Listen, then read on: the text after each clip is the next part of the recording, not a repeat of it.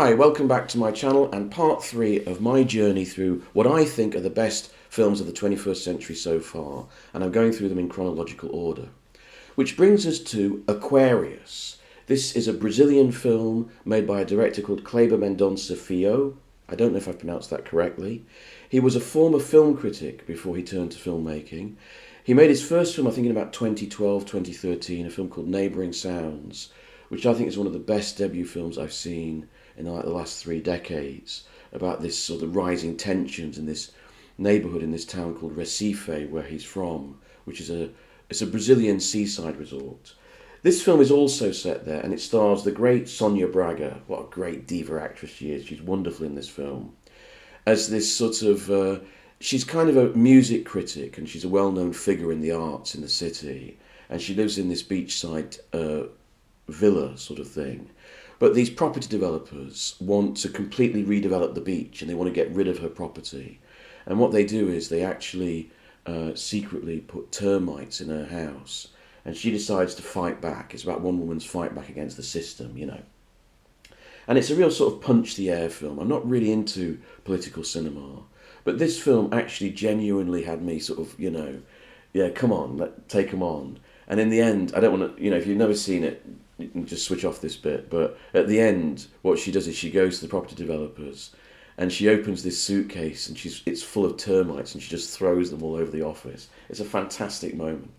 It's a great piece of political cinema because it's urgent, it's fun, it's full of vibrancy and life. It doesn't preach, it just punches you in the face. And Sonia Braga is so wonderful. Really great performance from her. I can't understand why this film didn't get much more make much more impact and wasn't much more popular. I think it's terrific. Next, also from South America, this time from Argentina, Zama, made by Lucrecia Martel, whose debut La Ciénaga, The Swamp, in 2007, is also one of the best debut films I've seen in the last 30 years. This, I think, is her masterpiece and one of the best films of the last 10 or 12 years. It's based on a famous Argentinian novel which I had not heard of. The writer is Antonio Di Benedetto. It's called Zama, which means, I think it means waiting, I think. And it's set in the early 1800s, and it's about this guy, this nobleman, and he's been out in the Tierra del Fuego, the sort of boondocks, if you like, of Argentina, and he wants to be moved on. He's sick of being out there on the periphery of nothing, as he sees it. He wants to be moved somewhere else within Spain's great empire. And he waits and waits and waits and waits, and he sends petition after petition to the King of Spain, and he never gets anywhere, and he's trapped. And it's a novel and a movie about waiting, about the sort of that as a condition of living, really, constantly waiting. And he gets involved in little peccadillos with local women and local senoras. And there's a bandit, a local bandit is running wild, and he has to sort of try and find him and take him on. And then he gets caught by the local Indian Native American tribes. And there's an appalling scene, just one shot that stays with you, of these men being sort of taken in and out of what seems to be a torture chamber. It's very strange, very surreal. It's a film that I think bears the influence of her compatriot Lisandro Alonso, who's not in this list, but is also a very interesting director, and Albert Serra, who I spoke about in the previous video. But it's her achievement, and it's a brilliant movie. Highly recommended. Next, this film, On the Beach at Night Alone. Now we have to talk about the director here, Hong Sang-soo. Some people get addicted to cigarettes. Some people get addicted to marijuana. Some people get addicted to hardcore drugs or alcohol. I'm addicted to Hong Sang-soo. I love this filmmaker. He is my favourite contemporary filmmaker. I think he's a genius. And he makes tiny little productions, you know, 4 or 5 character actors in a hotel or getting drunk in a restaurant. Those are the scenes for which he's famous. So why do I love this filmmaker so much? For me, art is about doing something completely idiosyncratic. I've spoken before about how, for me, the heart of cinema is watching people talk to each other and interact, watching their gestures, watching their silences, their pauses, the way that they maneuver around each other. That's at the heart of Hong Sang-soo's cinema. But also for me, the art of anything at the cinema is to do something completely your own way, with no other sort of leaning on any other traditions or genres. To go out there, it doesn't matter, it doesn't have to be a big canvas with loads of extras and brilliant CGI scenes. It could just be two people in a hotel room, right? And to find something completely unique, a completely unique voice, that's the heart of it. This director I love. I fell in love with him in the early 2000s. There was a time when they showed all his films at the National Film Theatre, and I was desperate to see every single one. I even told white lies to friends and family so that I could get to see all these films. That's the crazy life of a cinephile. I could choose any single one of his films. All his films are like variations on a theme. There's no sort of one standout movie. I picked this movie because it's based on the affair that he had with his lead actress, the beautiful Kim Min-hee, who's represented there. And this was the film he made after they'd split up. And it's really about her getting over an affair she's been having with a director and how it's affected her career. So it's a very sort of semi-autobiographical film. It's a film that's slow and painful and beautiful and funny.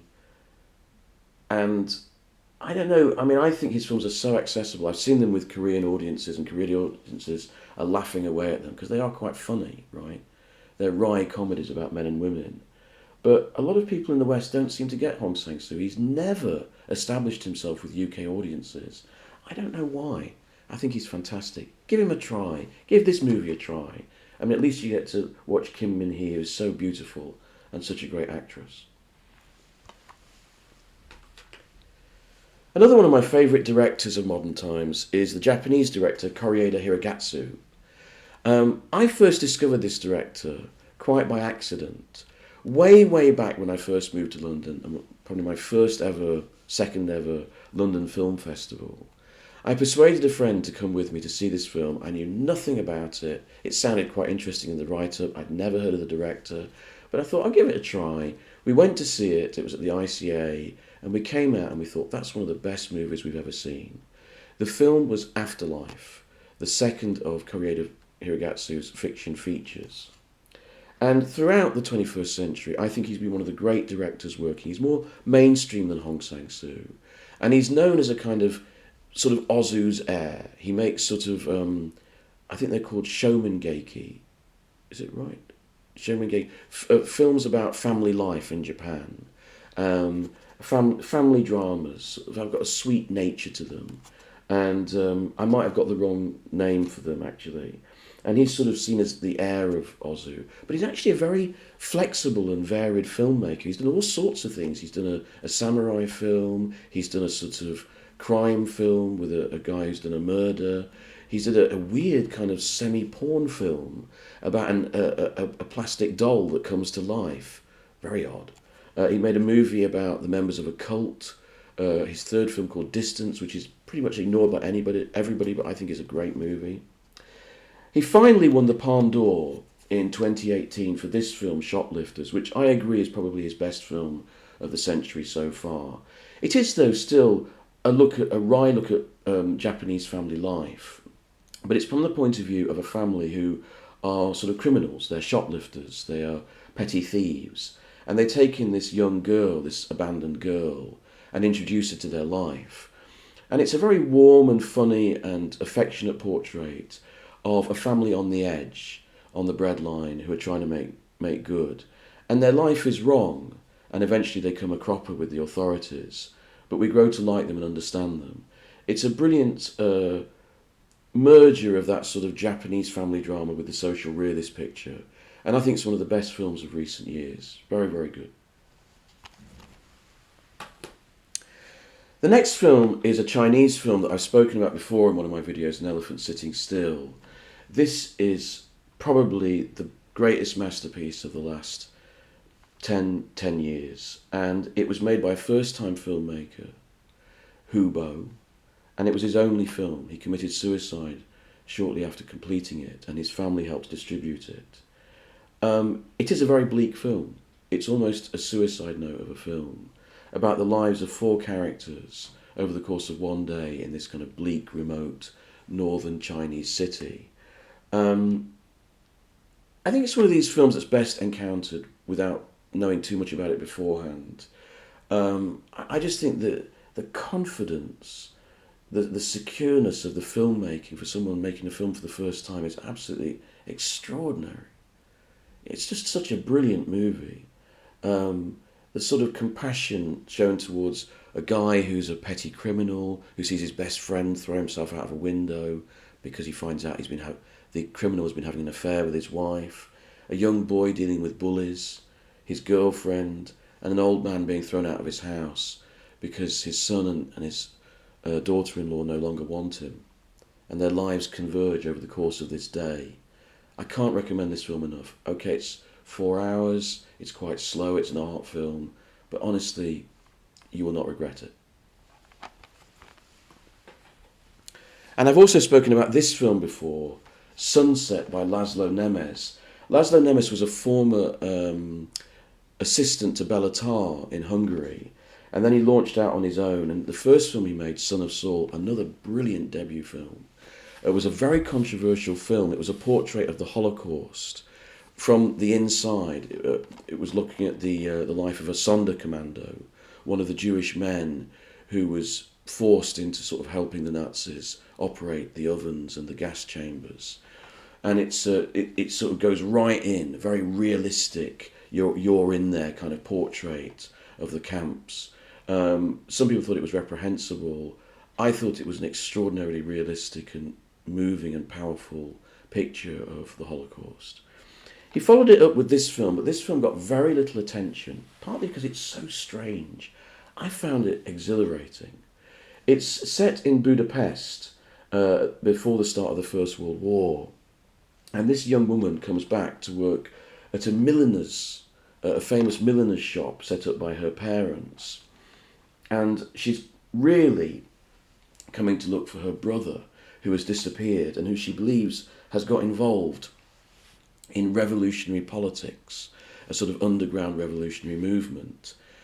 That doesn't give you any idea of how the film works. It's a film of extraordinary technical bravura, with these amazing sequence shots with people moving in and out of frame and the camera travelling back and forth across vast areas.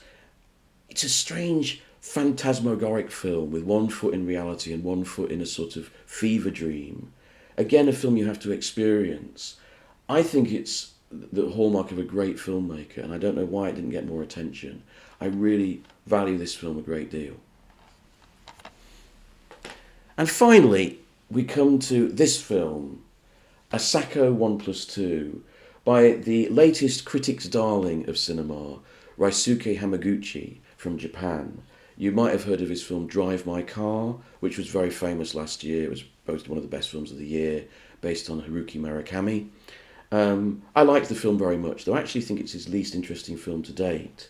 I much preferred this, the second of his films to hit the West. He originally made a film called Happy Hour, which was described by some witty critic as a sort of 4-hour Sex and the City in Japan. It's actually a lot better than that, but it's about the lives of four, 30-something women, working women, and their lives and relationships in this Japanese city. I think it's extraordinary, and it's well worth your time if you can find it. But I actually prefer this second film that he made, which is a rather odd little tale. It's about this young girl, and she's in love with this sort of drifter, no-good boy. And then one day the boy disappears. Cut to about a few years later, she's working in a company, and suddenly this guy starts. He's suited and booted, well-dressed, professional, and he's the spitting image of the guy who left her. And she starts this relationship with this new version of this man. And that's all I really want to tell you about it. How it develops is the heart of the movie. I thought this was a great new addition to Japanese cinema. I think this was a new voice in Japanese cinema. And Hamaguchi, I think, is a really brilliant director. He says he's mostly inspired by Cassavetes, which I find odd because I don't really see that in his films. I don't really know who to compare him to, really. But he's definitely striking out on his own. He's a very vital new voice in Japanese film. One of the few new directors I really like and care for, to be honest. So that's it. That's my 22 films for the first 22 years of the century. Actually, I made a rod for my own back doing this list because I didn't think there'd be that many to choose from, to be honest. I tend to like older cinema rather than new cinema. But making this list, I realised that there were loads of films and directors from the last 22 years that I like. So I might do a follow-up video to this series with runners-up, directors and films that I like just as much as the ones I've mentioned, but never didn't get a chance to include. So watch out for that in the future. But if I've missed any out that you think really should have been included, or there's some films that you really love, please let me know in the comments below. Thanks very much.